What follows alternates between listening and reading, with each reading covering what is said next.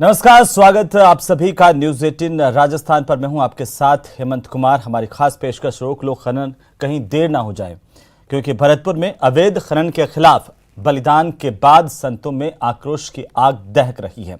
संतों को सरकार पर तो भरोसा है, मगर जांच कमेटी के अधिकारियों की मंशा को लेकर के बिल्कुल भी एतबार नहीं है।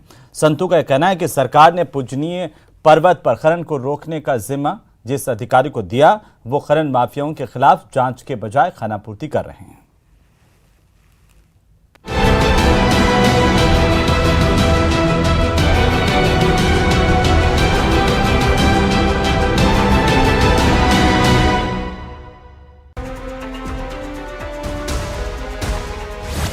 अवैध खनन पर एक और संत की चेतावनी। बाबा विजयदास के बलिदान के बाद गुस्से में संत।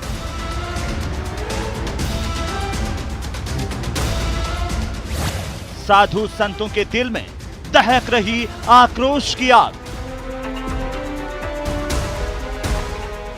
संतों ने उठाए सरकार की जांच कमेटी पर सवाल। जांच के नाम पर इतना बड़ा मजाक कभी आप सोच नहीं सकते हैं, देख नहीं सकते हैं। जांच करता कब आ रहा है, कहां आ रहा है, कैसा किससे मिल रहा है, कुछ समझ में नहीं आ रहा। सरकार की मंशा थी, मगर अफसरों पर नहीं भरोसा। खानापूर्ति करने के नाम पे वो जांच अधिकारी आता और रात में चला जाता करके, कोई जांच नहीं है। सरकार को मैनेज करने में लगे अवैध खनन माफिया। जो आपने वन क्षेत्र घोषित करने की दृष्टि से जो उस समय 21 तारीख को जो आदेश पारित किया, वो खानापूर्ति है, क्योंकि वहाँ के जितने भी खनन करता हैं वह सब लोग सरकार को मैनेज करने में लगे हैं। रोक लो खनन, कहीं देर ना हो जाए। सरकार ने जांच की बात कही इस पूरे वाकये के बाद, और इस जांच के बाद संतों की तरफ से जो सवाल उठाए गए वो अपने आप में बहुत महत्वपूर्ण है। आखिरकार क्या संतों को अधिकारियों पर भरोसा नहीं है? क्योंकि संत कह रहे हैं कि सरकार पर तो भरोसा है, लेकिन अधिकारियों को जिनको जिम्मा दिया है सरकार ने, अब वो खनन माफियाओं के खिलाफ जांच के बजाय खानापूर्ति कर रहे हैं। बेहद गंभीर आरोप है संतों का, और जांच के नाम पर संतों का मजाक किया जा रहा है, ये संतों का कहना है। आज इसी पर हम चर्चा करेंगे, गंभीर मुद्दा, और इसे समझने की कोशिश करेंगे कि बाबा गोपेश कृष्ण दास की चेतावनी के आखिरकार मायने क्या है। लेकिन पहले हम आपको एक रिपोर्ट दिखाते हैं जो आपने देखी। सीधे हमारे साथ कुछ मेहमान जुड़ चुके हैं, सीधे हम उनका रुख करेंगे। आपको बता दूं कि हमारे साथ डॉक्टर एमएस कच्छावा जुड़ चुके हैं, पर्यावरण मामलों के वकील हैं, और साथ ही साथ कुछ देर में संत गोपेश कृष्ण दास भी हमारे साथ जुड़ेंगे, तब हम उनको ले लेंगे। लेकिन फिलहाल राजेंद्र मेघवाल कांग्रेस पार्टी की तरफ से हमारे साथ हैं, लक्ष्मीकांत भारद्वाज हमारे साथ हैं, भारतीय जनता पार्टी के नेता। आप सभी का बहुत स्वागत। और सबसे पहले सवाल है राजेंद्र मेघवाल साहब आपसे, क्यों आखिरकार सरकार पर संतों का भरोसा नहीं हो पा रहा है? अधिकारियों को लेकर के जिस तरह का वक्तव्य आया है संतों का, वो वाकई चिंताजनक है। पहले से ही हमारा संत समाज जो है, वो जो ये घटना घटी उसके बाद से ही लगातार ये विचार कर रहा है कि आखिर ये स्थितियां बनती क्यों हैं। देखिए हेमंत जी, जहाँ तक संत समाज की बात है तो आदि बद्री या कनकांचल की जो पहाड़ियों पर जो खनन हो रहा था, उस खनन को रोकने के लिए सरकार ने जिस तरीके से, और आपको मैं बता दूं ये आंदोलन जो चल रहा था, इस आंदोलन में 20 तारीख को सरकार का समझौता हुआ। दुर्भाग्यपूर्ण तरीके से संत विजयदास जी महाराज ने 20 तारीख को ही किया, जबकि क्या कन्फ्यूजन रहा क्या नहीं रहा ये तो जाँच के बाद ही पता चलेगा। लेकिन सरकार ने 18 तारीख को ये मतलब ऐसा दिया था कि भाई इनके साथ समझौता, सिद्धांत तक सारी बातें मान ली गई थी, और उसके बाद में क्या भ्रम हुआ क्या नहीं हुआ। और आपको पता होगा कि जो जांच कमेटी बनाई गई है, वरिष्ठ आईएएस जो हमारे कुंजीलाल जी मीना हैं, उनकी अध्यक्षता में कमेटी बनी, और कमेटी पूरी तरीके से तमाम तरीके की जांच करेगी, चाहे प्रशासनिक ढिलाई की बात हो या किसी विभाग में समन्वय का अभाव हो या संतों के साथ बातचीत की बात हो, तमाम चीज़ों पर करेगी। और वो आपको पता होगा जिस मीटिंग के अंदर भी जिला कलेक्टर और मतलब संभागीय आयुक्त और रेंज के आईजी और हमारे पुलिस अधीक्षक के साथ में जो समझौता हुआ था, संत समाज के तमाम संत वहां मौजूद थे। उसके बाद में ये दुर्भाग्यपूर्ण घटना हुई, तो मैं उनकी संत विजयदास जी महाराज की पुण्य आत्मा को नमन करता हूं और उनकी शांति के लिए प्रार्थना करती हूं। सरकार समाज पहले से आहत है इस बात को लेकर के प्रदेश का, कि इतनी बड़ी घटना प्रदेश में घटी, और आप जिस कमेटी की बात कर रहे हैं उस कमेटी को लेकर के जो आंदोलन के समन्वयक है उनका ये कहना कि कमेटी पर भरोसा नहीं है।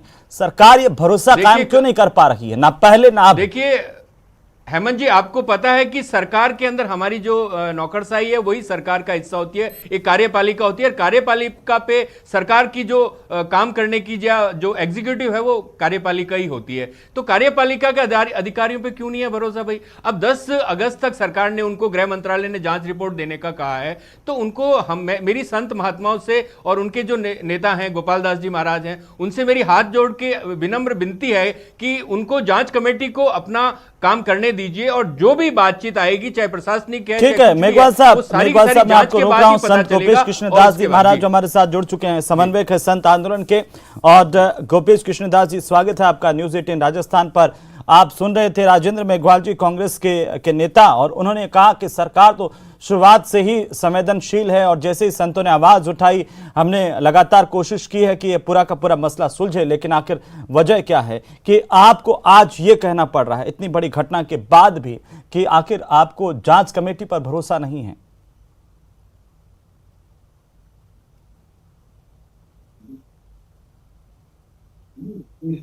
जांच कमेटी जी देखिए, जांच कमेटी की बात यह है कि हमें सरकार की मंशा पे कोई भी शक नहीं था, क्योंकि आदरणीय हमारे गहलोत जी ने लगभग 10 माह पूर्व ही एक विषय मौखिक रूप से कह दिया कि इस पहाड़ों को वन क्षेत्र में घोषित किया जाए, वन क्षेत्र में घोषित किया जाए। उसके लिए उन्होंने आदेश पारित किया, और यहाँ से कलेक्टर साहब की तरफ से उन्होंने कागज भी मंगा ली गए। लेकिन वो 10 माह का जो अंतर था, और उस बीच में कई बार हम लोगों की, संतों की बैठकें होती रही, बातें होती रही, चर्चाएं होती, वो सब विफल होती रही। उसके पीछे कारण, वो कारण जानना चाहिए। वो कारण क्या है कि बहुत बड़े षड्यंत्र के माध्यम से, बहुत बड़े बड़े अधिकारियों के माध्यम से, अर्थ लोलुपता के कारण से, खनन माफियाओं ने, खनन माफिया कहें, खनन कर्ताएं कहें, उन लोगों ने उनके ऊपर इतना प्रेशर दे रखा था, इतना बड़ा प्रेशर दे रखा था, जिसके कारण से 10 महीने पवित्र मंशा रखे हुए हमारे गहलोत जी का, उन लोगों ने उस मंशा का नाश कर दिया, जो कि हमारे पवित्र दिव्य विभूति हमारे संत विजय दास जी को इस प्रकार की अवस्था पर लाके खड़ा कर दिया जी, उनको आत्मदाह करने की नौबत आ गई, और आज हमारे बीच में वो नहीं। वो सब लोग जो प्रभावित हैं, जिन लोगों ने प्रभावित किया इन सब मंशा के ऊपर, हमारे गहलोत जी की भाव पवित्र मंशा को जिसने नाश किया, उन लोगों के हमारे पास एक कुछ साक्ष्य विशेष आ गए हैं। उन साक्ष्यों की बात करें, उनकी मैं चाहता हूं गोपेश कृष्णदास जी, प्रदेश की जनता आपको सुन रही है, उन साक्ष्यों की आप बात कर रहे हैं। न्यूज 18 राजस्थान पर आज आप देश के सबसे बड़े न्यूज नेटवर्क पर बैठे हुए हैं, और आज प्रदेश की जनता को आप बताइए कि आखिरकार ये भरोसा कायम क्यों नहीं हो पा रहा है सरकार के तमाम दावों के बावजूद भी। और आपके पास क्या साक्ष्य हैं ऐसे जो बताते हैं कि सरकार में बैठे हुए लोग ही अवैध खनन को बढ़ावा दे रहे हैं? ना केवल अवैध खनन को बढ़ावा दे रहे हैं, बल्कि इसके पीछे वे खुद हैं। गोपेश जी,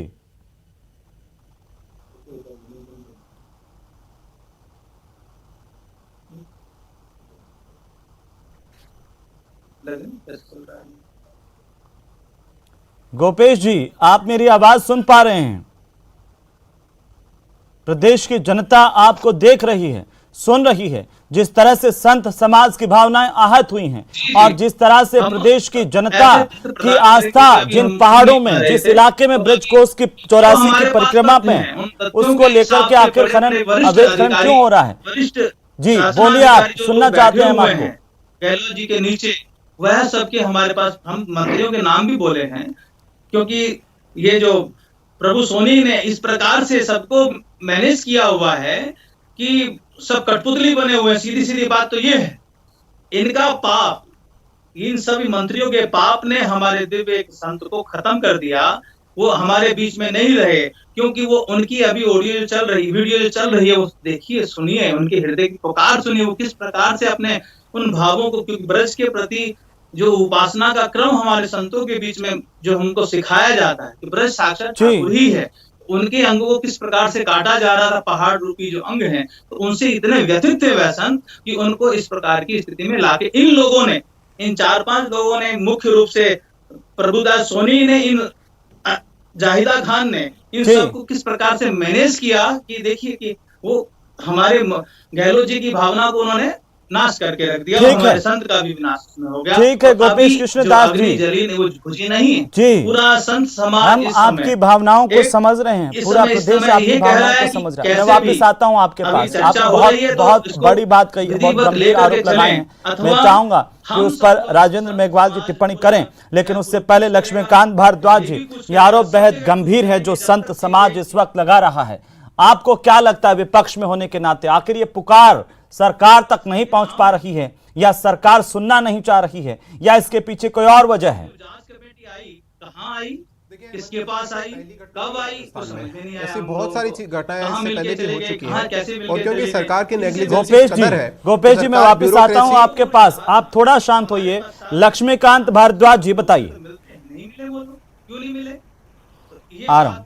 देखिए हेमंत जी, ये बात आप ये समझिए कि कोई पहली घटना नहीं है। राजस्थान में कांग्रेस पार्टी की सरकार बनने के बाद एक के बाद एक बहुत सारे इंसिडेंट यहाँ पर हुए हैं। अभी बहुत पुरानी बात नहीं हुई, उदयपुर में कन्हैयालाल जो तेली जी थे हमारे, वो भी पुलिस से मदद मांगने गए थे अपनी मौत के 10 दिन पहले, लेकिन उनकी भी मदद नहीं की गई। आखिर में उनकी हत्या हो गई और नरसंस हत्या उनकी हो गई, उनको मर जाना पड़ा। उसी तरह हमारे जो पूज्य संत हैं विजय दास जी, वो भी, उन्होंने भी चेतावनी दी थी सरकार को कि जो भगवान श्री कृष्ण की क्रीड़ा स्थली है कंकलांचल और जो हमारे आदि बद्री, उस इलाके में जो अवैध खनन चल रहा है, जो खनन चल रहा है, उसको रोका जाए। सरकार को चेतावनी दी उन्होंने वीडियो जारी करके, बावजूद इसके सरकार ने कोई कदम नहीं उठाया। लक्ष्मीकांत जी, उन्होंने क्या कहा आपको पता है? उन्होंने आत्मदाह से पहले कहा कि सरकार ने लिमिट क्रॉस कर दी है और अब एक ही रास्ता बचा है। एक संत का यह कहना इस प्रदेश की जनता के लिए, यहां के प्रशासन के लिए कितना दुर्भाग्यपूर्ण होता है। हेमंत जी, मैंने आपको पहले भी कहा है जी कि ये कोई पहली घटना नहीं है। मैंने आपको कन्हैयालाल जी का उदाहरण दिया, मैं आपको विजयदास जी महाराज का आपको उदाहरण दे रहा हूं कि वीडियो जारी करके एक संत कह रहे हैं कि अब अति हो चुकी है, अब डू और डाई होगा। 551 दिन से वहां पर धरना चल रहा है, और देखिए कितने इनोसेंट बनते हैं सरकार और सरकार के प्रतिनिधि। आपने देखा होगा विजयदास जी का वो वीडियो, विचलित करने वाला वीडियो, जिसमें उन्होंने खुद को आग लगाई भगवान कृष्ण की क्रीड़ा स्थली को बचाने के लिए। वहां पर बड़ी मात्रा में पुलिस मौजूद थी।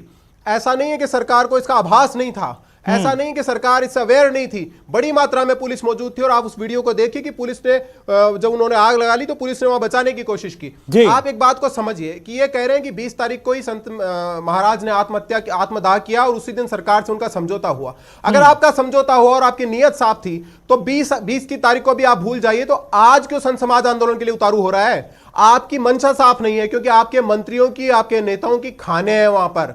भगवान श्री कृष्ण की क्रीड़ा स्थली पर कांग्रेस के नेताओं की अवैध खाने चल रही है, वहां पर उनके द्वारा उगाई चल रही है। इसके कारण वहां उस पूरी क्रीड़ा स्थली को इन लोगों ने तबाह बर्बाद कर दिया है। लक्ष्मीकांत जी जाकर आकर देखिए, पूरा पाताल बना दिया है पहाड़ को इन लोगों ने। ठीक है, आपकी टीम भी वहां पर गई थी। देखिए, भारतीय जनता पार्टी की कमेटी जो बनाई गई थी राष्ट्रीय अध्यक्ष की ओर से, जेपी नड्डा जी की ओर से, वो वहां पर गई, उन्होंने देखा।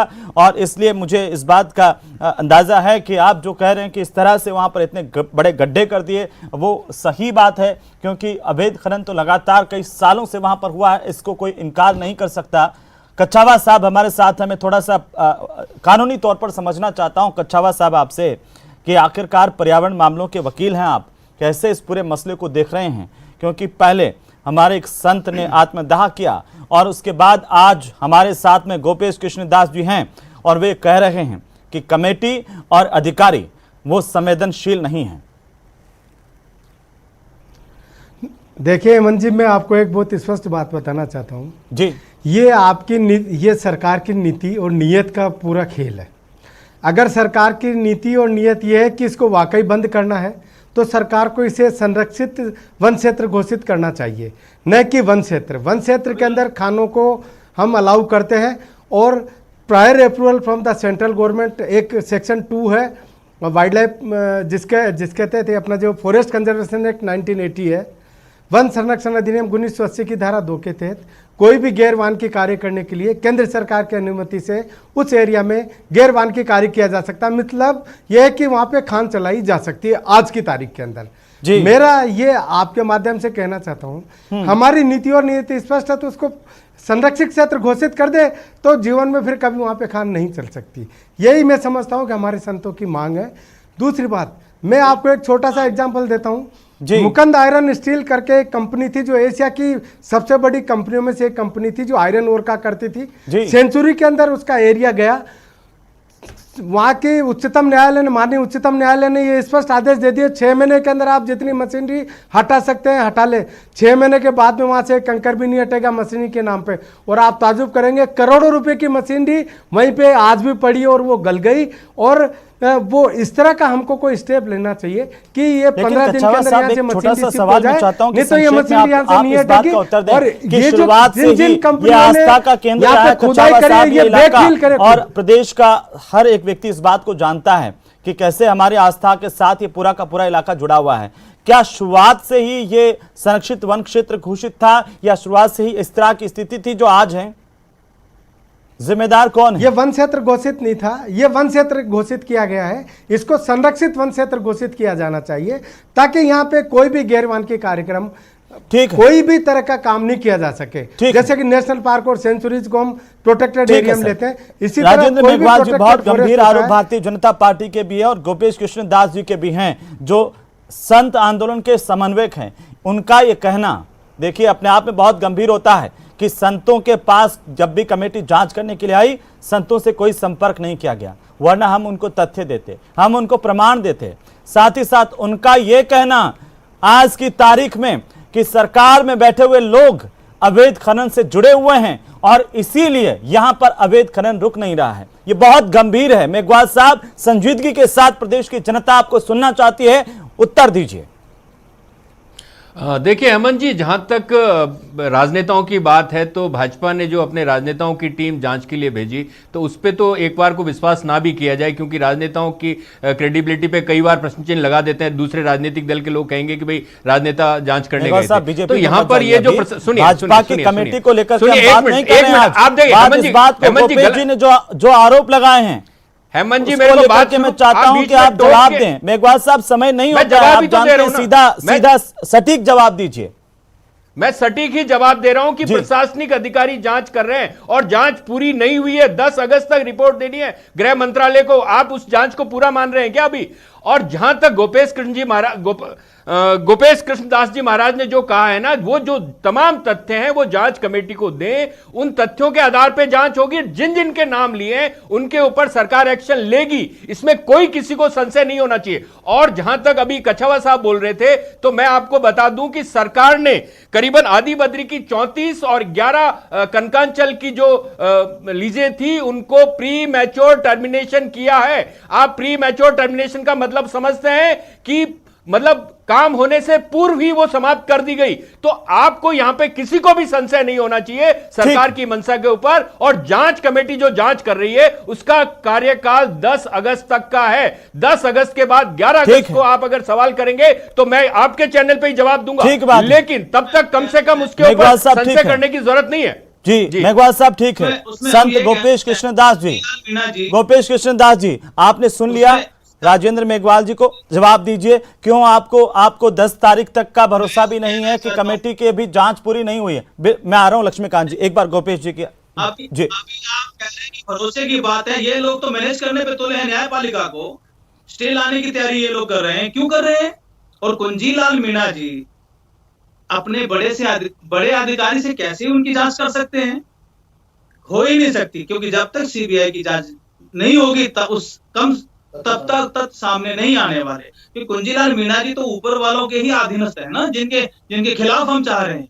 तो इस प्रकार की स्थितियां, क्योंकि बहुत बड़े बड़े लोग इसमें हैं महाराज, गृह मंत्रालय मुख्यमंत्री जी के पास ये आपको संशय नहीं होना चाहिए। वो रिपोर्ट गृह मंत्रालय को दी जाएगी और गृह मंत्रालय माननीय मुख्यमंत्री जी के पास है। इसलिए आप कृपया करके संशय मत कीजिए। मैं आपको हाथ जोड़ के विनती करता हूं कि जांच कमेटी जो भी रिपोर्ट देगी उसके ऊपर गृह मंत्रालय एक्शन लेगा। आप सीबीआई की जांच दे दीजिए ना, क्या फर्क पड़ता है? अभी सामने आ जाएगा। अगर सर जांच रिपोर्ट में सब हो जाएगा, आपको सीबीआई जांच की जरूरत नहीं पड़ेगी। तो सीबीआई जांच की मांग क्यों नहीं करते?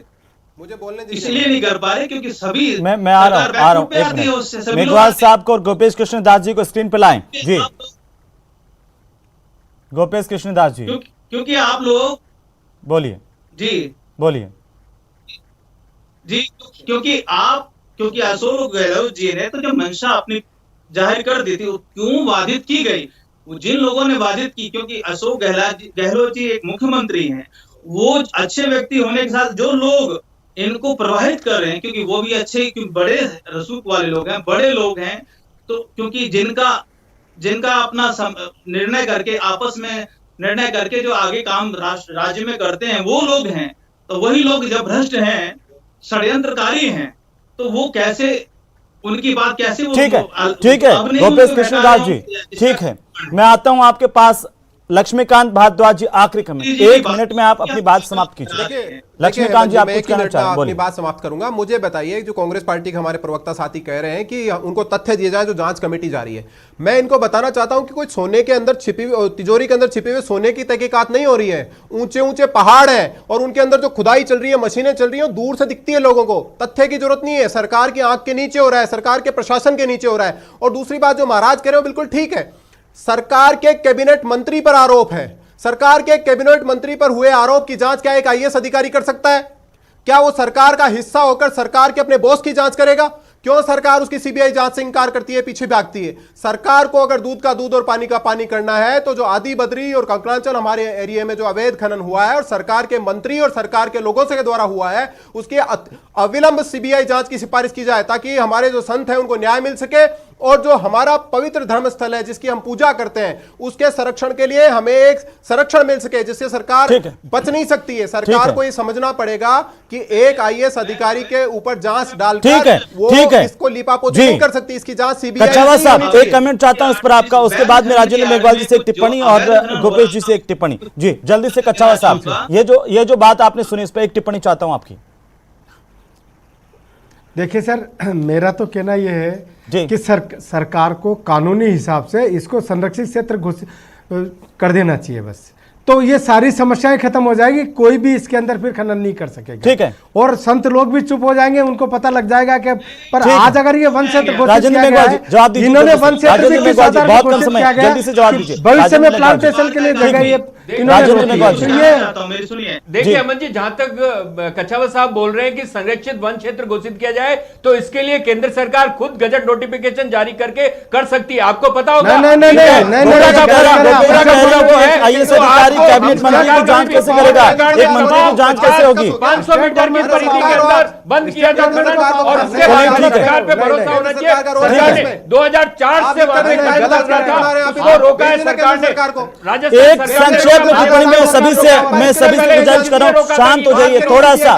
संत गोपेश कृष्णदास जी, आखिरी टिप्पणी आपकी चाहता हूं, बहुत महत्वपूर्ण टिप्पणी, आप थोड़ा सा सुन लीजिए गोपेश कृष्णदास जी को, आखिरी टिप्पणी। बिल्कुल, ये राजस्थान सरकार का पावर है। लक्ष्मीकांत जी प्लीज, लक्ष्मीकांत जी प्लीज, महाराज जी को सुन लीजिए, एक मिनट बोलिए। हो जाएगा, हम शांत तब भी बैठने वाले नहीं हैं, क्योंकि एक हमारे संत हमारे बीच में नहीं है, क्योंकि उन्होंने जिन कारणों से अपना आत्मदाह का निर्णय लिया, उन कारणों का निवारण हुए बिना हम लोग शांत बैठने वाले नहीं हैं। ठीक है, सीबीआई की जांच करनी ही पड़ेगी, इससे कम हम नहीं मानने वाले। ठीक है, बहुत शुक्रिया, मैं माफी चाहता हूं कि समय नहीं है। बहुत शुक्रिया डॉक्टर कच्छावा साहब हमारे साथ जुड़ने के लिए। संत गोपेश कृष्णदास जी आपका भी बहुत शुक्रिया, और साथ ही साथ राजेंद्र मेघवाल जी आपका भी शुक्रिया, लक्ष्मीकांत भारद्वाज जी आपका भी शुक्रिया। लेकिन सवाल तो यही है कि आखिरकार जो लोग जिम्मेदार थे, संत समाज इस बात को लेकर के आहत है कि प्रकृति को बचाने के लिए, आस्था के इस पवित्र स्थल को बचाने के लिए हमारे एक संत ने अपनी कुर्बानी दे दी, उनका बलिदान हो गया। आखिरकार उनके जिम्मेदारों को सजा कौन देगा, कब दी जाएगी, इसका संत समाज को आज भी इंतजार है। सरकार को इस पर सोचने की जरूरत है। नमस्कार।